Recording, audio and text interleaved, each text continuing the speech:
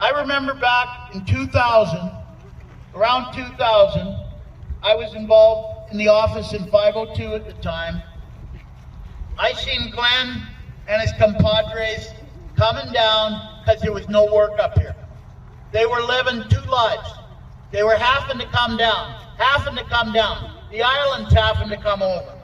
You know, they put up with that. You guys did for a long, long time. Now all of a sudden, the container port comes along. Now you're a growing commodity. Now you're a big deal.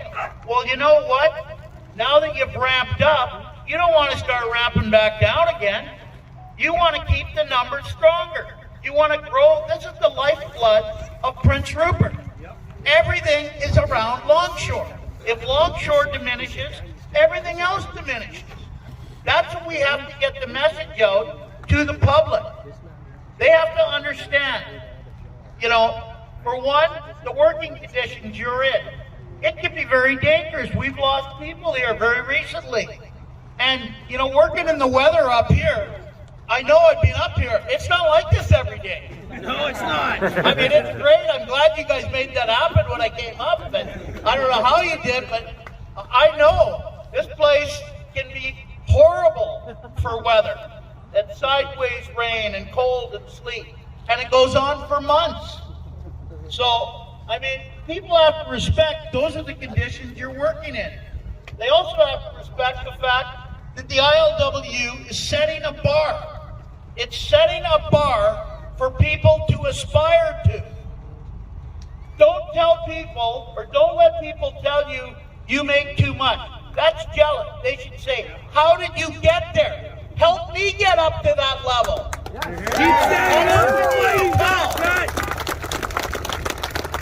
We need to keep beating the drum. You've seen your taxes go up, the cost of living go up insanely. The West Coast is an extremely expensive place to live, as opposed to the East Coast. Why do you think my brother Glenn here is going to go hide in Newfoundland when he's finished retiring here? It's, you know, it's a lot cheaper, right? So keep in mind, what you guys are doing is absolutely important to the bargaining committee. If, you know, if we couldn't stand strong together, I was given a few talks yesterday, the day before, and I've been trying to get out because without you guys, we're just a lost group, right? Our bargaining committee, it's nothing without you. The strength we pull from you is everything. Everybody here has got to be patient, stand strong. I can't tell you when this strike's going to end. I don't know how long it's going to take. We had Brother Willie Adams, the president of the International. He's a good friend of mine. I've known him 25 plus years. He's always been square. He came up here a couple days ago and he made it clear to us they're in a unique position. They've got a tentative agreement on the table that's going before their membership on July 17th. Coming quick. But they've made it clear they will not be signing that tentative agreement until Canada's happy up.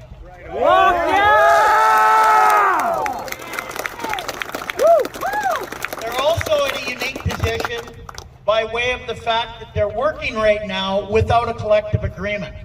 So they have no rules in place. It's a good faith thing.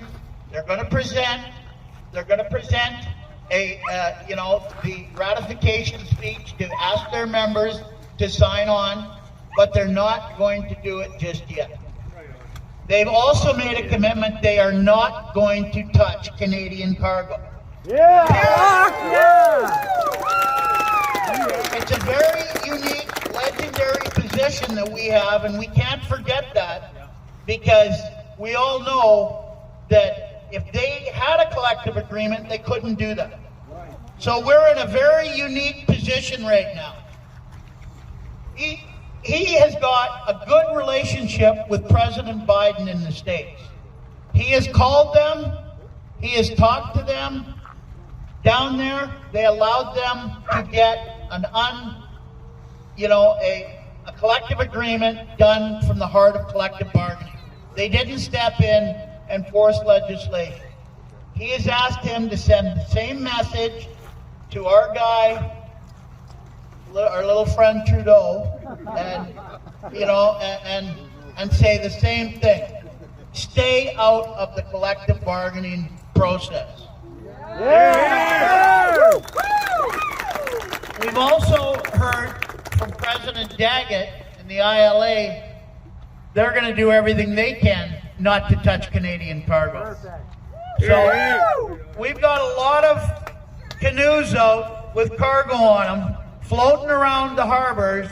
I know at the coast, we've got 40 or 50 ships sitting anchorages, and the rest are on troll. I hope they got rods out, they're trolling for lingcod or something, because they're just out burning fuel, and they really don't have a direction to go. So yes, this is affecting everybody in North America. And we've got brothers coming in from Australia. We've got solidarity from all around the world.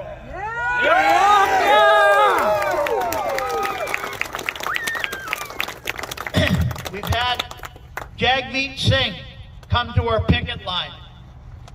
We've got some of our officers have got, some serious political clout through their communities and stuff, and they've reached out, and the same message has been put out to all the parties to stay out of the collective bargaining process. Jagmeet, the leader of the NDP federally, has said he will not support back-to-work legislation in any way, and if need be, he'll proceed to fall the government. Hopefully he can keep all these promises like any other politician, but that's the word right now. So everybody we can think of from every angle is putting pressure on to let us solve our own problems. We've made it clear, if we can't be left alone to solve our own problems, and basically this is over job security. This is over us wanting to do our job in the most efficient manner possible. It's not an unreasonable request. Somebody's got to do the work. Let it be us, and let us stay strong. We've made a commitment to the employers that we're their workforce. Let us be your workforce. Don't bypass us. Woo! Okay, that's where we're at. So going forward, I just want to say, everybody, please stay strong. Listen to the updates from your officers. I hope this doesn't go any longer. We never wanted to have this happen to start with. We haven't done it in 30 years. But you know what? We got pushed into a corner, and there had to be a line drawn down somewhere. We're in it now. We've made it clear, if we can't solve our own problems, there's not going to be peace on the waterfront. Right. It's going to be a bad deal. Nobody wants to go to work with a mat on for the employer groups. Because you're not, we're supposed to be productive here. And nobody likes it when somebody comes and steals your lunch, and nobody likes it when you're not shown simple respect. So just keep in mind, stay strong, and remember, who are we? ILWU! During the COVID pandemic, the employing class sat in their ivory towers and they drank their sherry or whatever they drink nowadays. They went onto Zoom, they did this, they did that. While our people, while the working class, not only longshore, but while the working class went to work to make them the billions and billions and billions of dollars in profits. And they don't want to share it. It's us that makes them that money. It's off of our backs. It's off of our blood, our sweat, and our tears. And God damn it, we deserve it.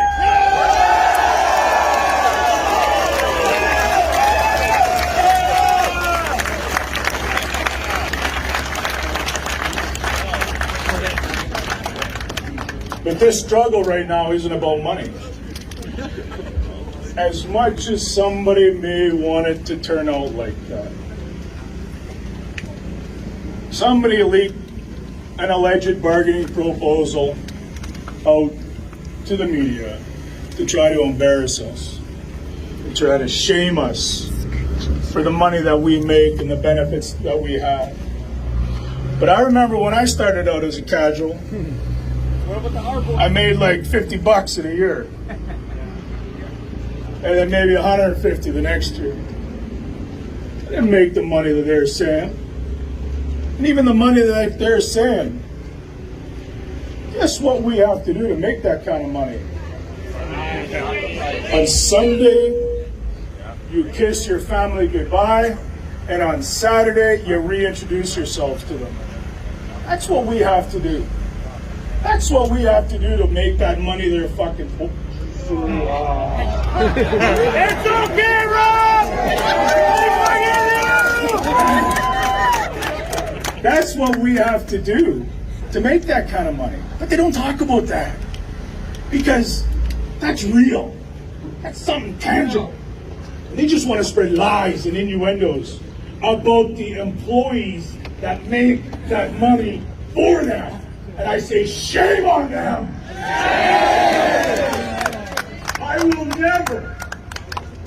I will never apologize for the gains that our people have made over the years.